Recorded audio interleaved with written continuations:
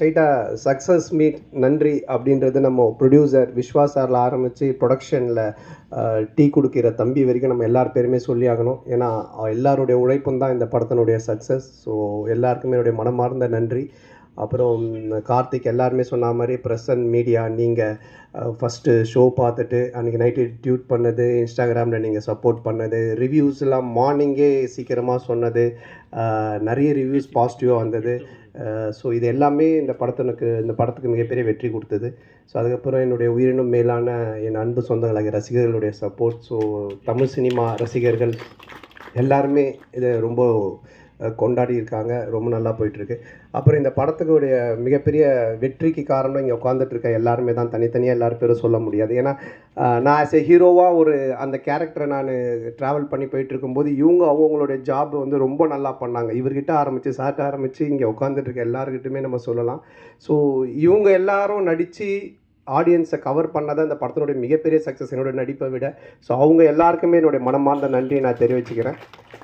அது மட்டும் இல்லாமல் இந்த படம் இல்லை, என்னுடைய எல்லா படங்கள்லையுமே என் கூட நடித்தவங்க எல்லாருமே இருப்பாங்க. எல்லா படங்களும் வித்தியாசமான கேரக்டர்ஸில் கண்டிப்பாக கூட ட்ராவல் பண்ணுவாங்க. ஸோ அது கண்டிப்பாக உறுதி. அதுக்கப்புறமா ஹீரோயின் அவங்க என் கூட இருப்பாங்களான்றதை நான் டைரக்டர்கிட்ட கேட்கணும். அடுத்த படத்தில் சொல்லிட்டாங்கண்ணே. சரி, அடுத்த படத்தில் இப்போது இந்த படத்தில் நானும் மேகா ஆகாஷும் தான் மறுபடியும் பண்ணுறோம். சீன்ஸ் மட்டும் கொஞ்சம் டெவலப் பண்ணி வைப்பா. ஸோ எல்லாருக்கும் ஒன் செகண்ட் நன்றி நான் சொல்லிக்கிறேன். ஆல்ரெடி டைம் இல்லை. நீங்கள் பேசுகிறதா இருந்தால் கொஸ்டின்ஸ் எதனா இருந்தால் நம்ம கொஞ்சம் ஃபியூ கொஸ்டின்ஸ் மட்டும் நம்ம இன்ட்ராக்ட் பண்ணிக்கலாம். இல்லை, தெற்குப்பட்டி தென்ராசு அப்படின்னு சொல்லி நாங்கள் ஒன்று யோசித்து வச்சுருந்தோம். ஆக்சுவலாக வடக்குப்பட்டியிலேருந்து அந்த சைடு போயிட்டோன்னு. பட் இப்போது அதை விட வேற ஒரு ப்ராஜெக்ட் இருக்கிறதுனால கண்டிப்பாக பண்ணுவோம். அது நீங்கள் பார்க்குறவங்க தான் முடிவு பண்ணிக்கணும். ஆத்திகராக பார்த்தீங்கன்னா அது ஒரு ஆத்திகர் படமாக தெரியும், நாத்திகராக பார்த்தீங்கன்னா இது ஒரு நாத்திகர் படமாக தெரியும். ஏன்னா மக்கள் வந்து ரெண்டுமே மிக்சடு, எல்லாருமே கலந்து சினிமா என்ஜாய் பண்ணுன்றதுனால அப்படி ஒரு கிளைமேக்ஸாக டைரக்டர் வச்சுருக்காரு. நீங்கள் ஆத்திகரா நாத்திகரா? அப்போ சாமி படம் தான். சொன்னானே சார். அதே மாதிரி ஹீரோயின் உங்கள் படம் எல்லாத்துலேயுமே பிரமாதமாக இருப்பாங்க, இந்த படத்துலையும் பிரமாதமாக இருக்காங்க. ஆனால் அவங்களோட ஒரு நல்ல ஒரு டூயட்டோ இல்லை லவ் சீனோ இல்லை. அதை இப்போ கேட்டீங்க. அடுத்த படத்தில் இந்த படத்தில் காமெடி எல்லாமே எக்ஸ்ட்ரானரி ஜனரஞ்சகமாக பிரமாதமாக இருந்தது. அந்த விஷயம் எங்களோட அந்த ஃபீலிங்கையும் புரியும். இல்லை, உங்களுக்கு இது நான் எழுதி கொடுத்து கேட்ட மாதிரியே இருக்கும். யாருன்னா பார்த்தாங்கன்னா இவன் மனசில் இருக்கிறதெல்லாம் அவன் மூலமாக கேட்குறாங்களான்ட்டு. இல்லை, இப்போட நான் சொல்கிறேன், இந்த காஸ்டியூமும் இந்த ஹேர் ஸ்டைலும் வேறு யாராவது போட்டு வந்தாங்கன்னா நன்னு படத்தில் வர பேய் மாதிரி தான் இருப்பாங்க. ஆனால் அவங்கள பாருங்கள் எவ்வளோ பியூட்டிஃபுல்லாக இருக்காங்கன்னு. இவங்களோட எந்த சீனுமே இல்லை தான். நான் தான் கேட்டேன் கார்த்திக்கிட்ட, இவனும் உங்களை பேர் தான் வச்சிருக்கேன், ஆனால் இந்த ரசனை வர மாட்டுது, நான் என்ன பண்ணுறது? அதனால் அடுத்த படத்தில் கண்டிப்பாக வச்சிருக்கார்த்தி. கேட்டுங்க, அவங்க கேட்குறாங்க, நான் கேட்கலைங்க.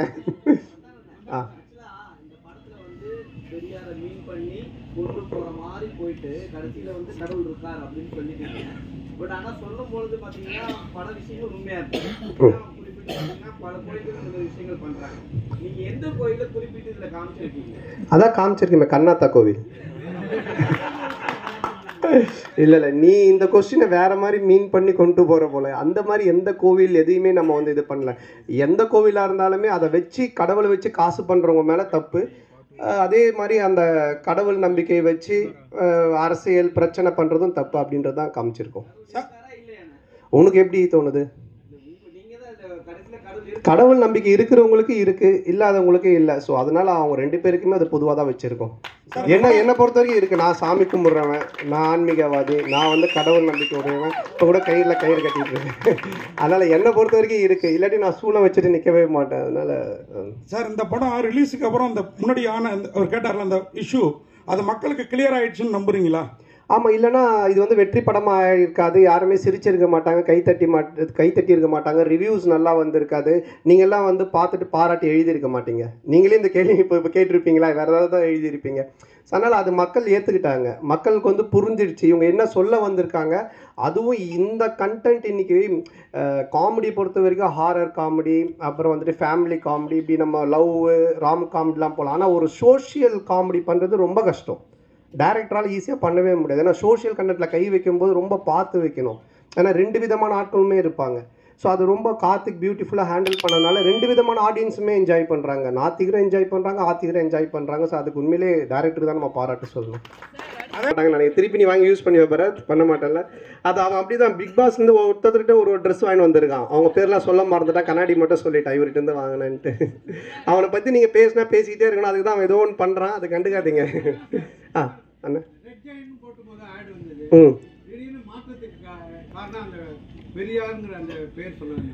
ஆமாம், அது ஃபஸ்ட்டு அந்த ஒரு இஷ்யூ ஆச்சு. அதுக்கப்புறம் அது ஒரு பாலிட்டிக்ஸாக மாறுச்சு. இப்போ நம்ம படம் எடுத்தது எல்லாரும் மறந்து கவலையை மறந்து சிரிக்கணுன்றது அது ஒரு பிரச்சனையாக ஒரு பாலிட்டிக்ஸாக மாறும்போது எதெல்லாம் நமக்கு தேவையில்லையோ அதை நம்ம ஸ்மூத் பண்ணிக்கணும் அப்படின்றதுக்காக சில விஷயங்களை விட்டுட்டோம் வேண்டான்ட்டு. ஆமாம், அதில் என்னென்ன இருக்கு.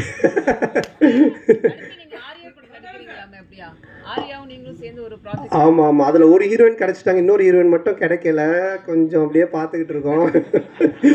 எங்க பத்திரிகை உலகின் நயன்தாரா மட்டும் இருக்கீங்க, அனுஷ்கா காணோம். அனுஷ்கா வரலையா?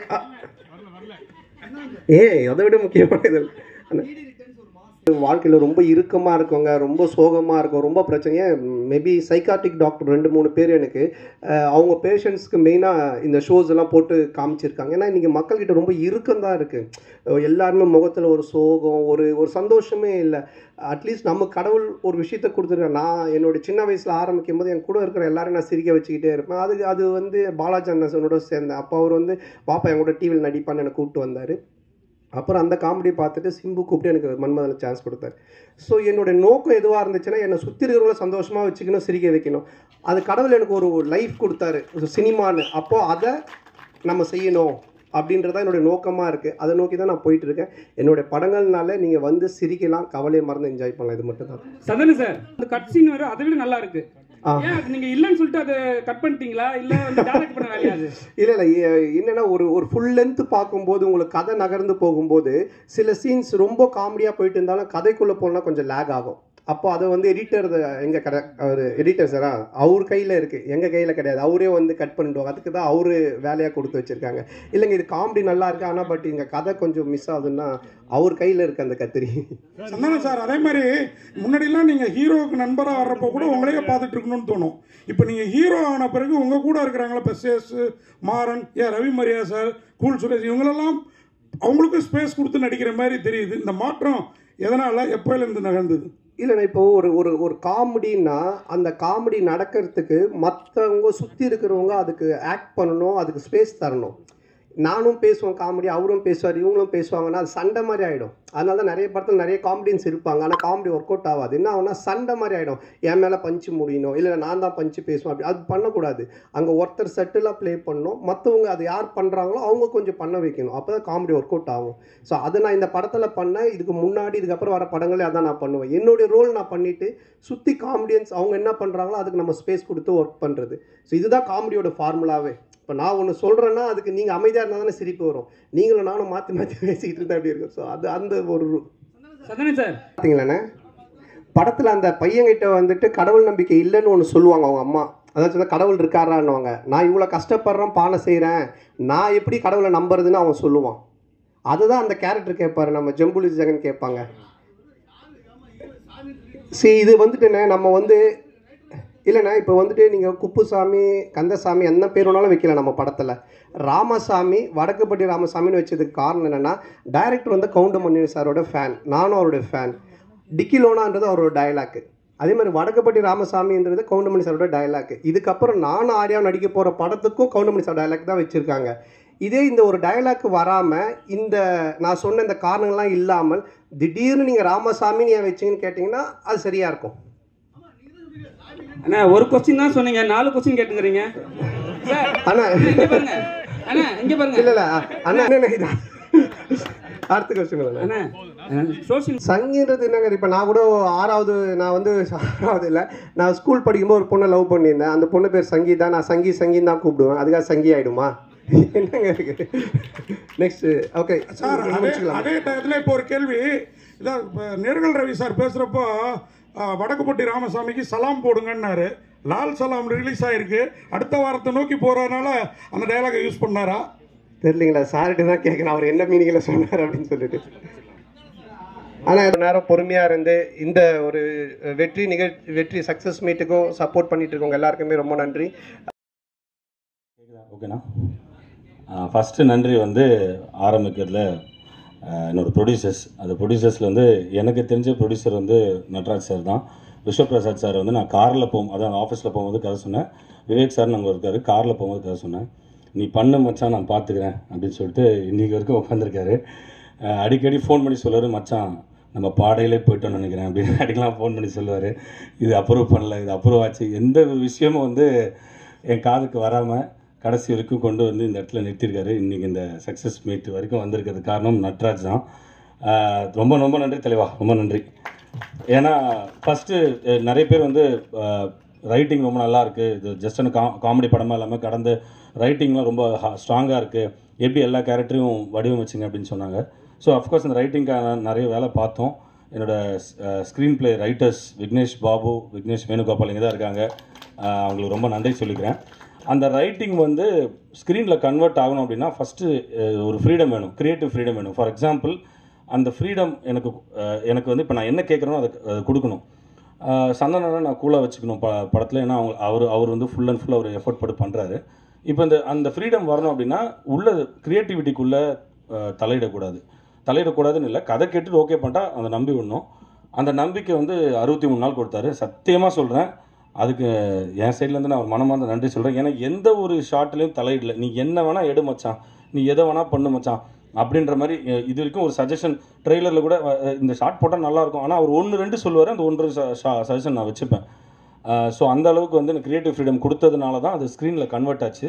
ஸ்க்ரீனில் கன்வெர்ட் ஆனதுனால தான் அது ஒரு வெற்றி அமைஞ்சதுன்னு நினைக்கிறேன். ஸோ அந்த க்ரியேட்டிவிட்டி ஃப்ரீடம் இனி நான் எல்லா ப்ரொடியூசர்ஸ்ட்டையும் நான் வந்து ரெக்வஸ்ட் பண்ணிக்கிறேன். அந்த க்ரியேட்டிவிட்டி ஃப்ரீடம் கொடுத்தா கண்டிப்பாக அதுக்குண்டான குவாலிட்டியை நான் வந்து படத்தில் கொடுத்துருவேன். அது நான் கேரண்டி பண்ணுறேன். ஸோ இது the thing. And coming to technicians, first இந்த எப்படின்னா அவர் நிறைய நல்ல படங்கள் மியூசிக் பண்ணியிருக்காரு. ஆனால் அவர் பேக்ரவுண்ட் ஸ்கோர் வந்து யூனிக்காக பண்ணுவார். ஸோ இந்த படத்தில் என்ன எக்ஸ்ட்ரானரியாக பண்ணார்னா ஸ்பேஸிங் கொடுத்தாரு கரெக்டாக. இப்போ அந்த கன்னி வீட்டில் காலை வச்சு இப்படி திரும்பி அவன் ஓட்கா அப்படின்னு சொல்லிட்டு ஒரு 3 செகண்ட்ஸ் ஒரு ஸ்பேஸ் இருக்கணும். அந்த ஸ்பேஸிங்க்கு அவர் வந்து அந்த மியூசிக் ஆஃப் பண்ணி கரெக்டாக எங்கெங்கே வந்து ஸ்பேஸ் கொடுக்கணுமோ அதை கரெக்டாக பண்ணி எக்ஸ்ட்ரானரியான மியூசிக் பண்ணார். நான் ரெஃபரன்ஸ் பிஜிஎம்மாக நான் கிளைமேக்ஸில் வந்து போட்டிருந்தது கேஜிஎஃப் படத்தோட பிஜிஎம் தான் நான் போட்டிருந்தேன். அந்த பிஜிஎம் கேட்டு எல்லாருமே புளிச்சிருச்சு. என்னடா இந்த பிஜிஎம் எப்படி அடிக்க முடியும்னு யோசிச்சுட்டு இருந்தோம். ஆனால் அதை விட எக்ஸ்ட்ரானரியாக ஒரு பிஜிஎம் அடித்து மக்கள் மத்தியில் போய் சேர்ந்துருக்காரு. Thanks a lot Shaan. ஆரம்பித்ததுலேருந்து ஃபஸ்ட்டு அவன் வந்து அந்த அரக்கிராஃப்ட் வெட்டிட்டு ஒரு லைட்டாக இந்த கேரக்டர் வந்து பார்த்திங்கன்னா பைத்தியம் கிடையாது. படத்தில் பல பைத்தியம் அந்த கூல் சுரேஷை முட்டியில் வச்சு இருக்கும் போதே தெரியும். ஸோ அந்த கிராப்பை வெட்டிட்டு ஒரு 3 வாரம் ரிவ்யூ பண்ண முடியாமல் தவிப்புக்கெலாம் நான் பார்த்துருக்கேன். ஸோ ரொம்ப நன்றி நண்பா.